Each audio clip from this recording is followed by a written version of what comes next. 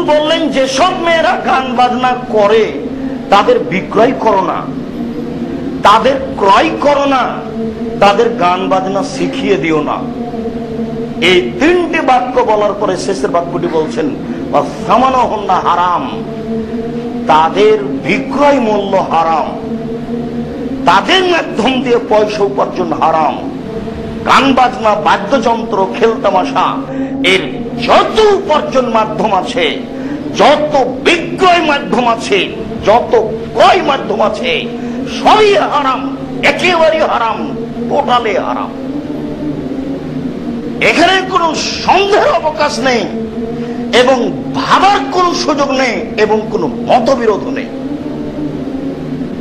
যত গান বাজনা, বাদ্যযন্ত্র, খেলতামাশার মাধ্যম আছে সম্পূর্ণই হারাম, রাসূল সাল্লাল্লাহু আলাইহি ওয়াসাল্লাম বলেন।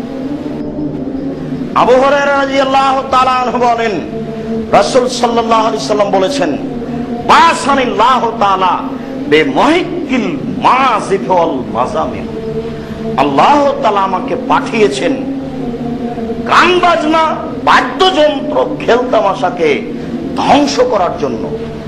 আমি যেন একে সম্পূর্ণরূপে বন্ধ করে দিতে পারি, ধ্বংস করে দিতে পারি, ধূলিসাৎ করে দিতে পারি, এই জন্য আল্লাহ তাআলা আমাকে পাঠিয়েছেন।